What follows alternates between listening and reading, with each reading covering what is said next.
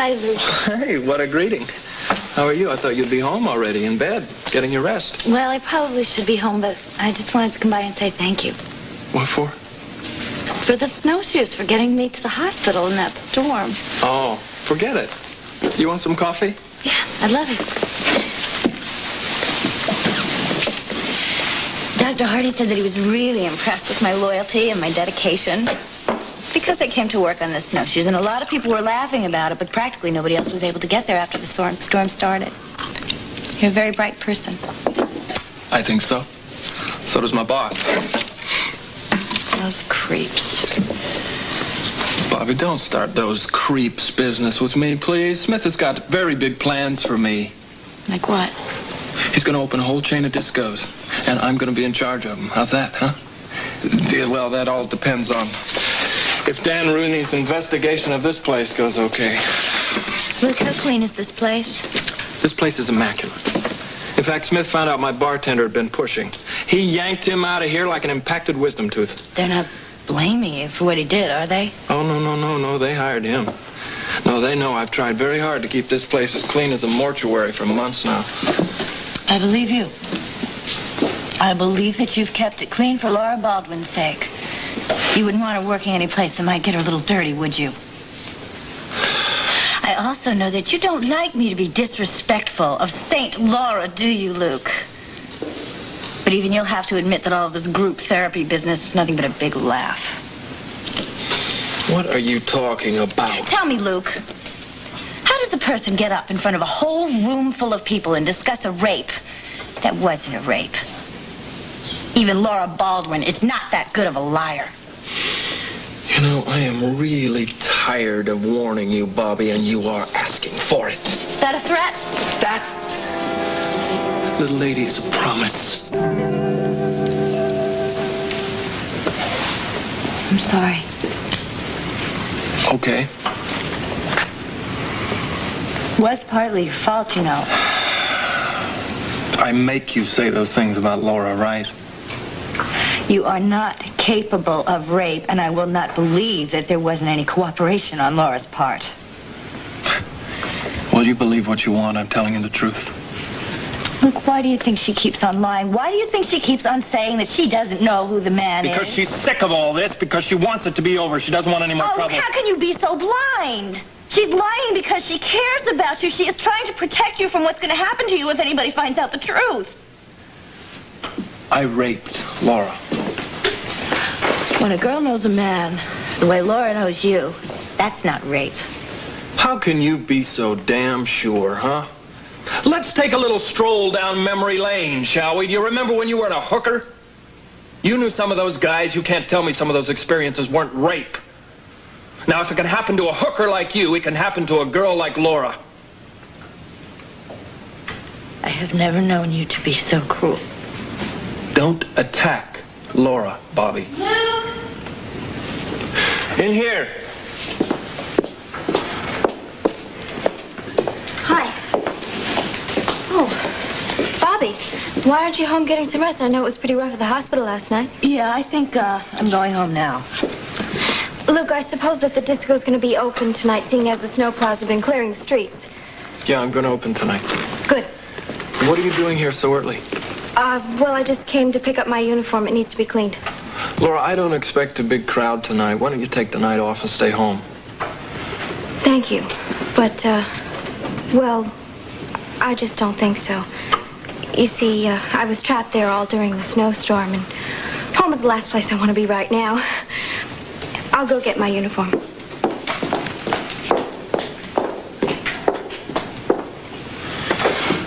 What are you looking at me like that for? Because you can't see what she's doing.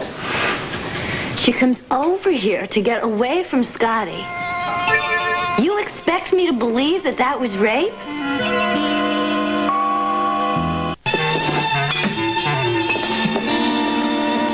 Luke, it's freezing in here. Why do you have to keep this place so cold? What are you doing here this early? Can't you turn the heat up? I've turned the heat up. Answer my question. I told you I had to get my uniform cleaned. Laura, you've never been early for anything in your life. Come on, something's wrong. I ran out of places to go, I guess. What's the matter? You been evicted from your apartment? Or... No. Scotty was there. I couldn't stand to look at his eyes any longer. He's angry with me. I ran out of the group therapy. Why did you do that? I don't want to talk about it. You are going to talk about it. I want you to talk about it right now. Why should I?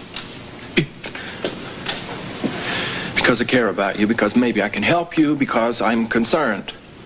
It's a little bit late for that, don't you think? Laura, please. Please. Now, what happened that would make you run out on something as important as that? The first girl that spoke, she said that she was raped by someone she knew from high school, and she talked about the terrible guilt that she felt. Why would she feel guilty? Because she felt that she'd encouraged him in some way because she knew him. That's nonsense. No, it's not nonsense. It hit me right in the pit of the stomach. Because you and I knew each other before? Yes. Okay. Go on. Well, I knew when she was through with her story that it was going to be my turn, and... Well, I wasn't sure what I might blurt out. I was out of control. I was in a panic, so I ran out. You can't keep running, Laura. Yes, I can. I have to. Do you have any idea what would happen if I ever admitted that I know the man who raped me? Scotty, my father, my mother, everyone would be after me until I named the man, until I named you. It is really ironic that this is the first place you run to, you know? The place that it happened like it was some kind of sanctuary. I didn't. I ran straight to my mother because I needed her help desperately. And you know what? She listened to me. She listened to me, and then she said she couldn't give me any advice at all. She said what? Suddenly I was looking into the face of a total stranger. My own mother. So your mother couldn't help you this morning. It's not the end of the world. She's probably like everybody else. She's concerned with her own problems. No, you don't understand. It's not that she couldn't help me. It's that she didn't want to help me. She's very cut off. Really? Congratulations. Welcome to the world, Laura. Most of us get cut off at a much earlier age. Luke, there was something you said to me the night that Roy died, and it touched me very deeply. I said a lot of stupid things that night, Laura.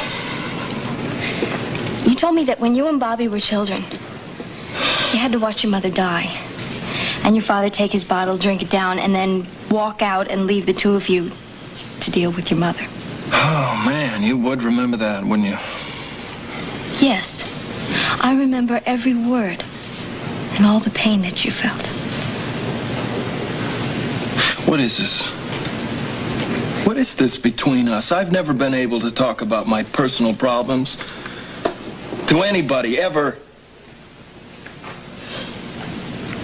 And it seems easy with you. What is this? Is there some kind of commitment here or something?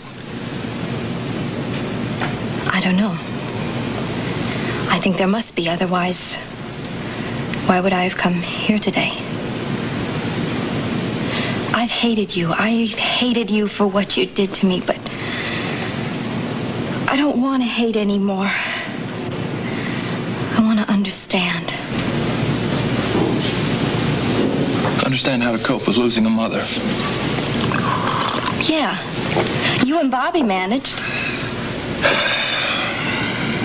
I don't know about Bobbie. She was real young when it happened. The way I try to handle it is I try to keep her alive in my mind. I tried to remember that I loved her, tried to remember that she loved us. And I tried to remember all the special things she had done for us, even though we were poor, and we were poor. I've never had to deal with poverty. I'm sure it's very frightening.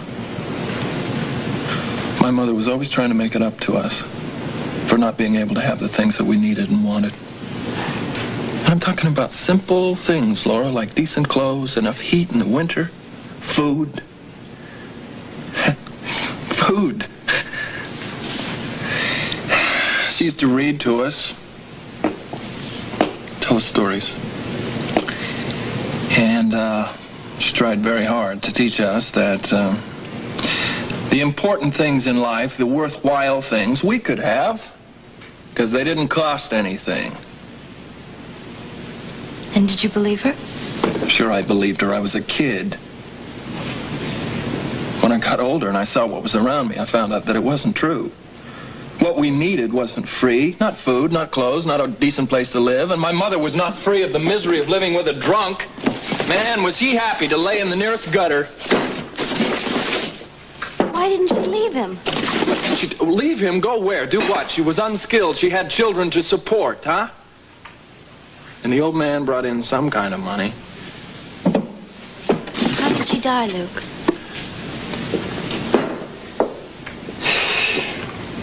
The question is not how she died. The question is, why did she die, Laura? She had a pain in her side for several days. And she didn't go to the doctor? She couldn't go to the doctor. She didn't know how much it would cost. She was afraid of how much it would cost. She was afraid that my father would go into one of his rages, and that fear killed her. It was so damn senseless. Laura, my mother died of a burst appendix. That's a routine operation. That's awful. Yeah, it's awful. I was too young to know that she had to go to the hospital, but my father wasn't. He knew. He had to know. And he waited until it was too late. And then he sent me and Bobbie out to call an ambulance. And when we got back, she was dead. And he was standing over her, looking down, shaking his head like she had disappointed him. And then he finished his bottle and walked out. Is that when you went to live with your Aunt Ruby? Yeah. Ruby was the only one who cared whether Bobbie and I survived or not. Well, that explains a lot about you and Bobbie. Maybe. Doesn't explain anything about us, though, does it? Does it explain why I did to you what I did? Does it help you understand how to cope without having your mother's help? I don't know. You know what your problem is? You keep working here. Every day you have to look up in my face. That used to be the worst part of it, Luke. Now the worst part of it is facing my husband.